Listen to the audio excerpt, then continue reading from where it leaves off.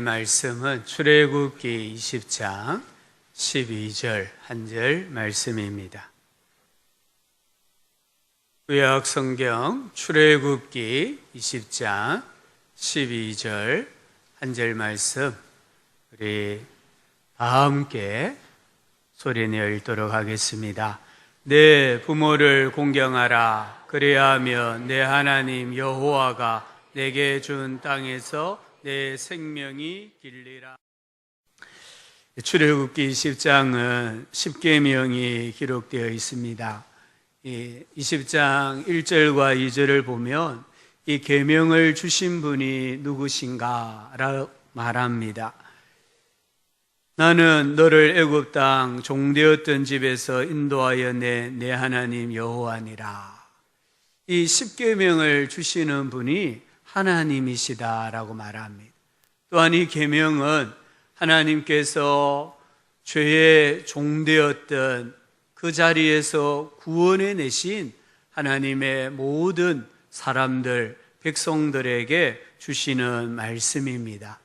신명기 5장 3절을 보니까 이 계명의 성격을 이렇게 말합니다. 이 언약은 여호와께서 우리 조상들과 세우신 것이 아니요 오늘 여기 살아있는 우리 곧 우리와 세우신 것이다 라고 말씀합니다. 또한 성경은 이 계명을 우리가 지킬 때에 여호와를 경외하게 되고 항상 복을, 행복을 누리며 살 수 있다라고 말씀합니다. 10계명은 이 출애굽기 이 시대의 사람들에게만 주신 말씀이 아닙니다. 오늘 여기에 살아있어 예배하는 우리 모든 사람들에게 주신 하나님의 말씀입니다. 10계명은 영원한 계명입니다. 모든 시대, 모든 사람들이 반드시 지켜야 하는 계명입니다. 우리 사람은 이 10계명을 지킬 때에 하나님을 경외하게 되고 하나님께 복을 받아서 누리게 되고 행복하게 살 수가 있습니다.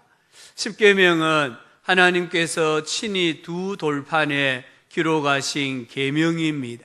첫 번째 돌판에는 1계명부터 4계명까지를 기록하셨고요. 이 계명은 대신관계를 나타냅니다. 하나님과의 관계를 나타냅니다. 어떻게 하나님을 사랑하고 섬겨야 하는지를 말씀합니다. 두 번째 돌판에는 5계명부터 10계명까지입니다. 이것을 대인관계라고 합니다. 어떻게 사람을 사랑하고 섬길 것인지에 대한 말씀입니다. 우리 예수님께서도 이 율법을 하나님과의 관계, 사람과의 관계로 요약하셨습니다. 마태복음 22장 37절부터 40절을 보면 내 마음을 다하고 목숨을 다하고 뜻을 다하여 주 너의 하나님을 사랑하라 하셨으니 이것이 크고 첫째 되는 계명이요 둘째도 그와 같으니 내 이웃을 내 자신같이 사랑하라 하셨으니 이 두 계명이 온 율법과 선지자의 강령이니라. 우리 하나님께서는 이웃을 사랑하라는 계명을 주셨는데 그 첫 번째 계명이 부모를 공경하라라고 하셨습니다. 여기 부모를 공경하라는 하나님의 계명에는 놀라운 복이 약속되어 있습니다. 오늘 출애굽기 20장 12절을 보니까 내 생명이 길리라 라고 했습니다. 신명기 5장 16절은 복을 누리리라 하셨습니다. 에베소서 6장 3절은 내가 잘 되리라 하셨습니다. 부모 공경에는 이처럼 장수와 복과 형통이 있습니다. 시냇가에 심겨진 나무가 아무리 가물어도 잎이 푸르고 열매를 맺는 것처럼 부모를 공경하며 사는 사람에게는 하나님께서 사시사철 푸르고 열매 맺는 복된 인생으로 살아가게 하신다라는 약속이 있습니다. 부모님께서 생존해 계십니까? 하나님께 감사하시고 부모님을 사랑하시고 축복하시기 바랍니다. 그 부모님께서 건강하십니까? 더 사랑하고 감사하고 축복하시기 바랍니다. 부모님께서 예수님 안에 계십니까? 더욱 사랑하고 감사하고 축복하시기를 바랍니다. 나의 생명은 부모님을 통해서 왔습니다. 이 세상에 부모님이 안 계시는 사람들은 종종 있습니다. 우리 가운데도 부모님을 먼저 여인 성도들이 있습니다. 그러나 부모님 없이 태어난 사람은 아무도 없습니다. 나를 이 세상에 존재하게 해주신 분이 바로 부모님입니다. 개그맨 정형돈이라는 사람이 텔레비전 프로그램에 나와서 자기 엄마에게 전화를 겁니다. 엄마에게 전화를 걸면서 이렇게 말합니다. 엄마 잘 들으셔야 해요. 좀 길어요. 엄마 잘 듣고 답하세요. 40대에 고혈압으로 쓰러지셔야 해요. 그리고 3년마다 쓰러지셔야 해요. 그 중간에 쓸개, 자궁, 맹장 다 떼내야 해요. 50대가 되면 당뇨, 고혈압으로 고생하셔야 해요. 60대가 되면은 심경경색을 알아야 돼요. 60대 중후반이 되면 인공관절을 해야 돼요. 70대가 되면 뇌졸중으로 쓰러지셔야 해요. 엄마, 이 모든 것을 다 견딜 수 있으시다면 저를 낳으시기 바랍니다. 제가 잘 모시겠습니다. 어머니가 자식을 낳는다는 것은 이와 같은 거예요.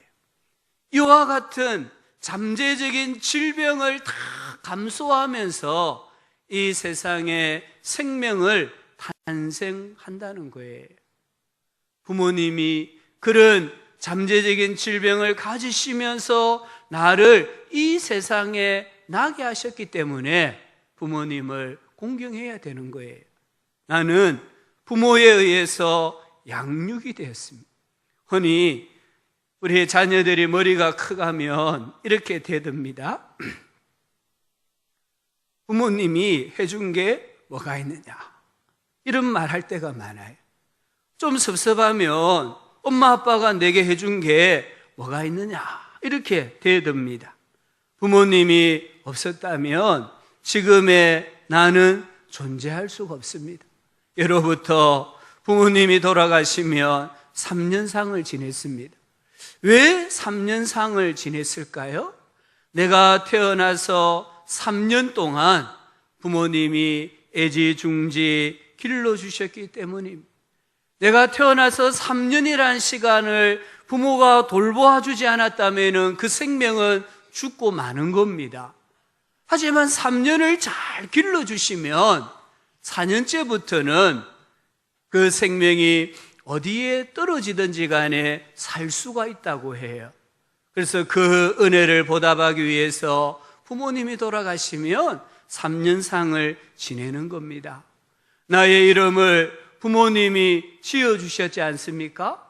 이름이 주어졌다. 이것은 내가 비로소 존재하게 되었다는 말입니다. 중국에는 호적이 없는 사람들이 많이 있다고 합니다. 중국이 산하 제한 정책을 쓰다 보니까 한 가정에 한 명만 낳을 수 있다고 합니다. 낳은 한 명만 호적에 올릴 수 있습니다. 그 외에 태어나는 모든 자녀들은 이름이 없어요. 호적에 올릴 수가 없어요. 그런데 이 아이가 학교에 가야 될 때가 되고 직장에 취직해야 될 때가 되고 결혼해야 될 때가 되면 이름이 없는 거예요. 호적이 없는 거예요. 그래서 불행한 삶을 사는 것을 볼 수가 있습니다. 부모님께서 내게 이름을 주심으로 말미암아 비로소 세상에 존재하게 되었고 오늘 나의 이름이 불려지게 되었으니까 얼마나 감사합니까? 부모님은 자식들이 상상할 수 없는 삶의 무게를 지고 살아가고 있습니다. 그 무게는 자식이 짐작할 수도 없고 흉내낼 수도 없는 삶의 무게입니다. 그 무게를 존중해야 하고요, 노쇠하고 병약한 부모님이라도 공경해야 합니다. 하나님께서 우리에게 주신 법칙 중에 하나가 뿌린 대로 거두는 것입니다. 콩 심은 데 콩이 나고 팥 심은 데 팥이 납니다. 뿌린 대로 거두는 것은 살아계신 하나님의 법칙입니다. 부모 공경을 뿌리면 자식들로부터 공경을 거둡니다. 부모에게 불효하면 그 불효가 자식을 통해 자신에게로 되돌아오는 거예요. 그래서 효도는 자기 자신과 자식에 대한 가장 확실한 투자라고도 이야기합니다. 내 부모를 공경하라. 이 계명은 내가 취사 선택할 수 있는 게 아닙니다. 호불호로 따질 수 있는 게 아닙니다. 이것은 하나님께서 인간에게 선포하신 하나님의 법입니다. 법은 반드시 지켜야 합니다. 지키지 않으면 범법자가 됩니다. 불효는 곧 죄요, 불법이라는 것을 우리가 꼭 기억해야 합니다. 여기 공경하다, 이 말은 히브리어로 카바드입니다. 그 뜻은 무겁다입니다. 하나님과 부모에게 공경하다 이 단어가 사용되면 존경하다라는 뜻이 됩니다. 공경하다 이 말씀은 하나님께서 자식이 부모를 어떻게 대해야 하는가를 말합니다. 부모를 무겁게 대하라고 말합니다. 아무리 천하장사라도요, 들 수 없는 게 있어요. 무엇입니까? 자기보다 더 무거운 거예요. 자기 힘보다 더 무거운 것은 천하장사라도 들 수가 없습니다. 하나님께서는 오늘 우리들에게 부모님을 나보다 더 무거운 분으로 여기라고 말합니다. 내가 아무리 힘이 있어도 절대로 들 수 없는 분으로 여겨라고 말씀하고 계십니다. 요즘 많은 젊은 사람들이 부모님을 가볍게 생각합니다. 아무렇게나 대합니다. 행동도 말도 부모님을 향하여 가지는 심성도 너무나 가볍습니다. 가벼운 물건을 마치 툭툭 던져버리는 것처럼 부모님에게 말도 함부로 하고 행동도 함부로 하고 마음가짐도 함부로 하는 것을 봅니다. 무거운 것을 들려고 하면 무릎을 꿇어야 해요.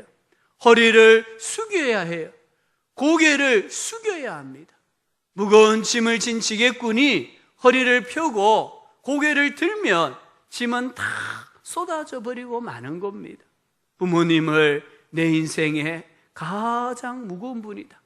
내가 절대로 함부로 움직일 수 없는 그런 분으로 여겨야 한다라고 주님이 말씀하고 계십니다. 어떻게 하면 부모님을 공경할 수 있겠습니까? 먼저는 효심을 가져야 됩니다. 부모님을 생각하는 마음이 있어야 됩니다.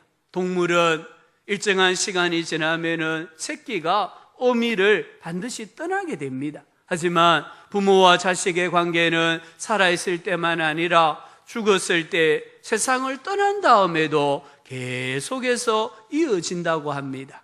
어느 초등학교 교실에서 선생님이 아이들에게 물었습니다. 만약 너희들이 새가 된다면 무슨 새가 되고 싶으냐? 아이들이 저마다 대답합니다. 예, 저는 꾀꼬리가 되고 싶어요.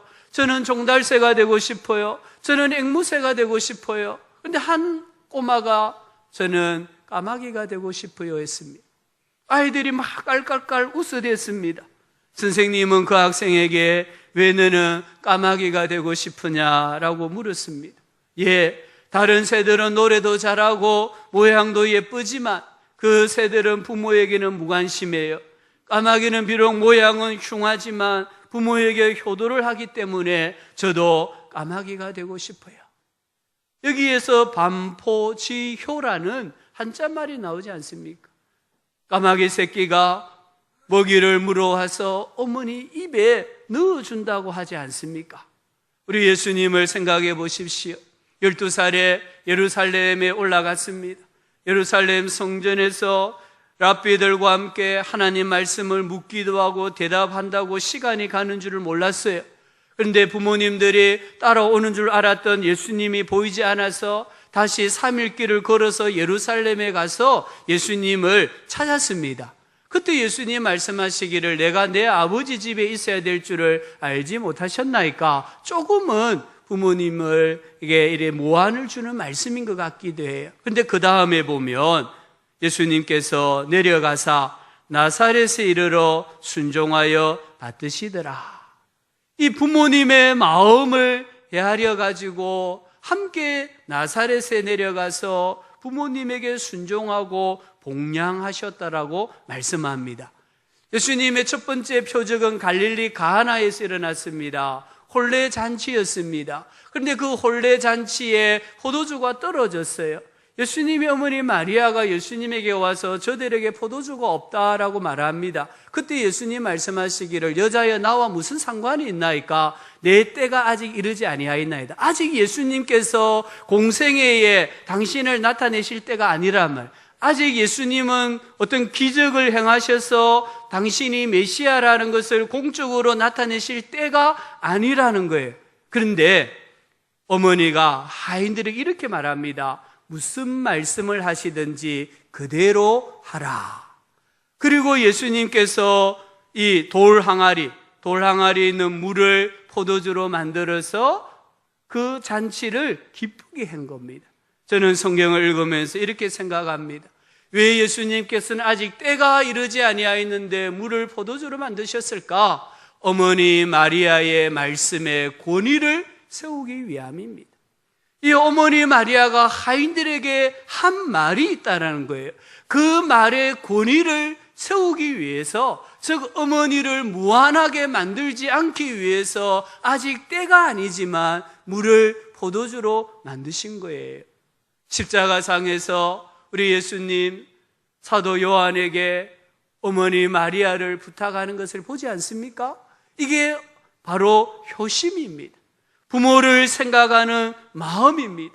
우리 성도님들이 부모님을 생각하는 마음을 가지고 살 때에 부모 공경의 첫 걸음이 된다는 것을 꼭 기억하시기 바랍니다. 두 번째는 효도해야 합니다. 아무리 지식이 많고 권력을 가지고 있고 재력을 갖추었다 할지라도 자기 부모를 모시지 아니하고 돌보지 않으면 하나님이 보실 때에는 바른 사람이 아닙니다. 우리는 부모님을 부끄러워하면 안 됩니다. 여기 공경하라, 영어 성경에는 honor로 되어 있습니다. 즉 존중하라, 부끄러워하지 말라라는 겁니다. 창세기 9장을 읽어보면 노아가 홍수 이후에 포도농사를 짓고 포도주를 마시고 취하여서 벌거벗은 몸으로 장막에 누워 잠을 잤습니다. 둘째 아들 함이 아무것도 모르고 그냥 들어왔다가 아버지가 벌거벗고 자는 모습을 보고 밖에 나가서 형들과 동생에게 이야기를 막 했습니다. 물론 좋게 이야기한 건 아니겠죠. 노아가 이 술에서 깬 후에 아들 함을 저주합니다. 잘못은 아버지가 해놓고 이 둘째 아들 함이 저주를 받는 거예요. 하나님은 노아의 저주하는 말을 들으시고 그대로 행하셨습니다. 뭘 가리킵니까? 우리 아버지가 때로는 부끄럽게 행동한다 할지라도, 때로는 수치스럽게 행동한다 할지라도 그 아버지 어머니를 부끄러워하면 안 된다. 공경해야 된다. 존경해야 된다라고 말씀하고 계시는 겁니다. 푸에르토리코 국립미술관에 가면 정문에 그림이 하나 그려져 있습니다. 방송실 그림 한번 띄워주세요. 이 그림 어떻게 보십니까? 젊은 여자가 가슴을 드러내놓고 뼈만 앙상하게 남은 노인이 그 젖을 지금 빨고 있습니다. 이 노인은 이 여자의 아버지입니다. 이 여인은 이 노인의 딸입니다. 이 노인은 푸에르토리코의 자유와 독립을 위해 싸웠던 독립투사였습니다.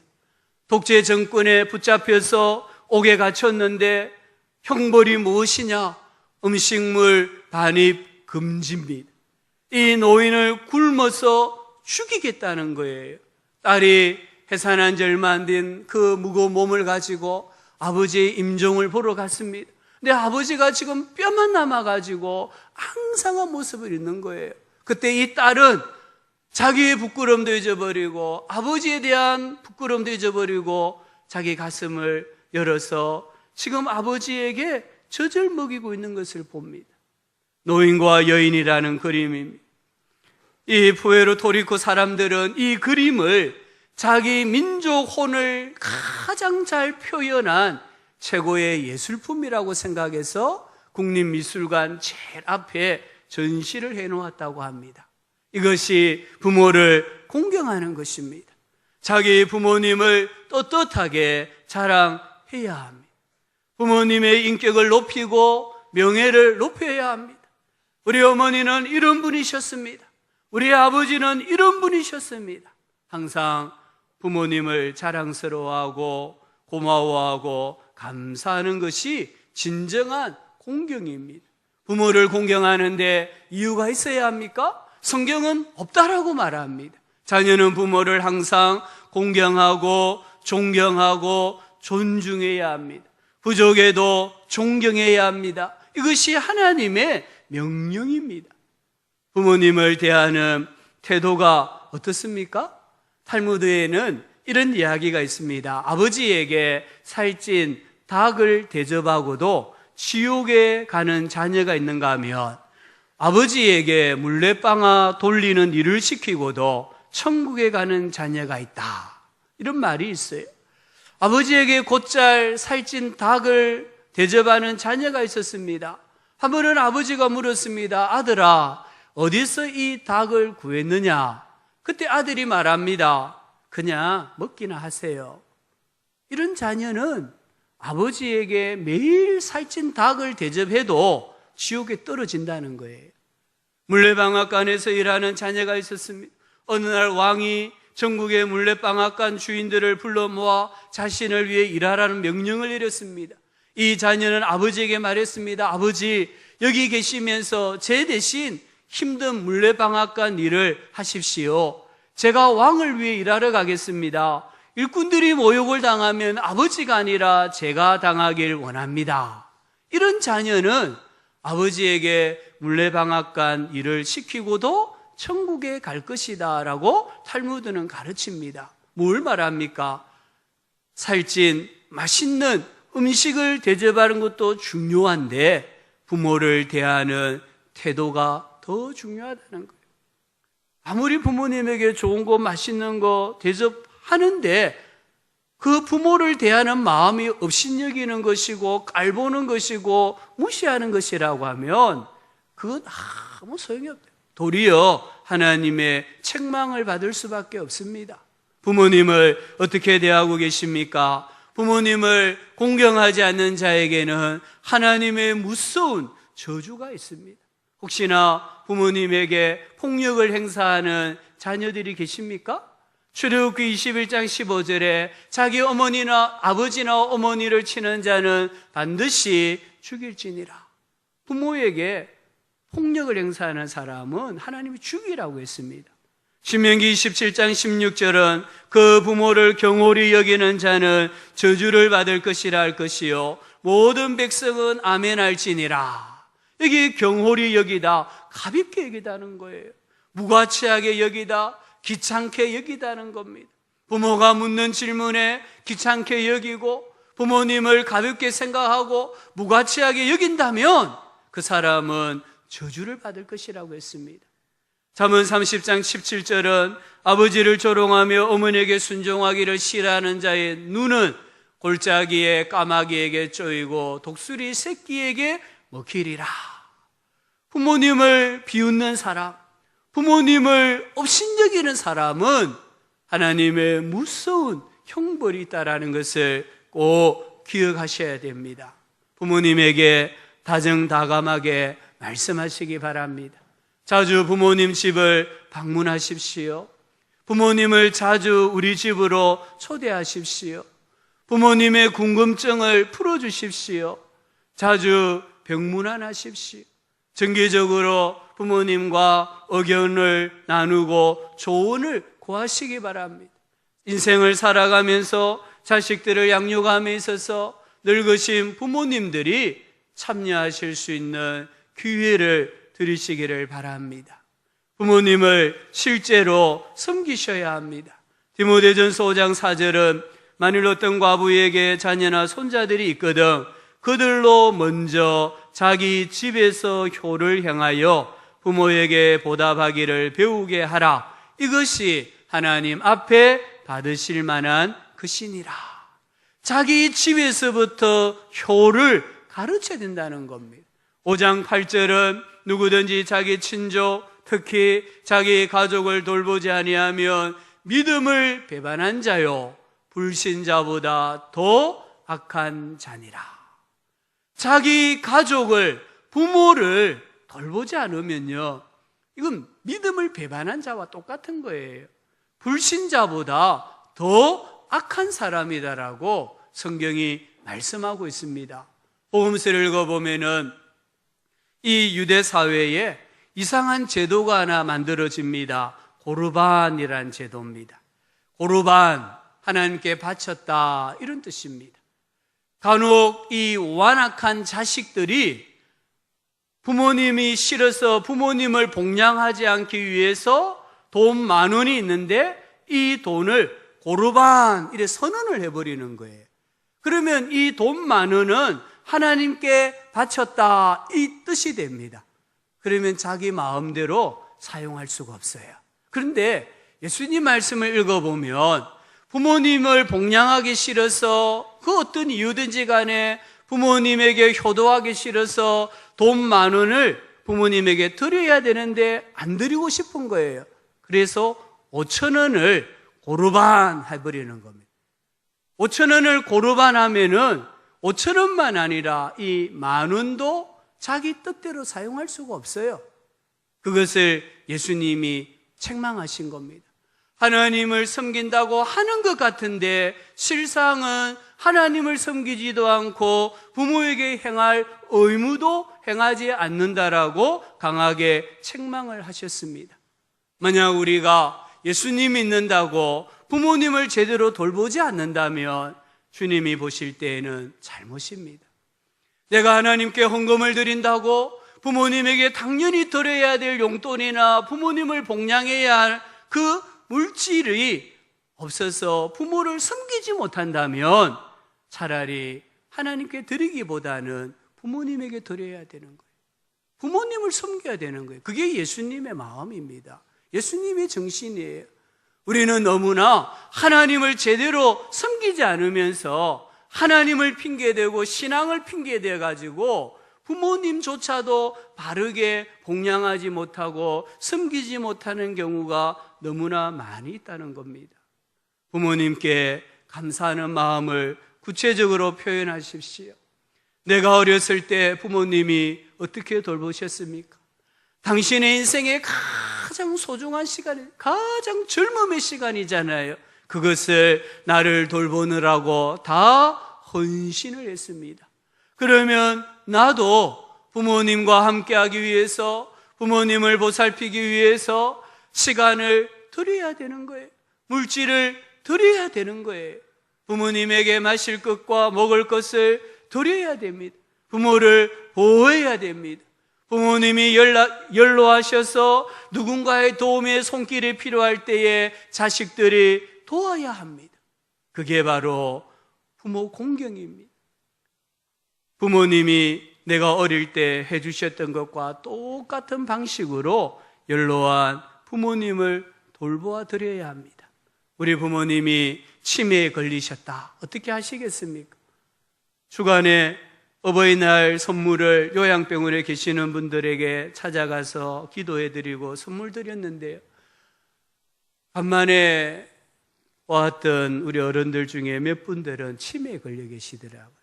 분명히 치매가 아니었는데 오랫동안 가족과 떨어지고 병원 생활하다 보니까 그만 치매가 오신 거예요. 그래서 목사도 못 알아보고 교육자들도 못 알아봐요. 집에 자꾸 가야 된다고 하세요.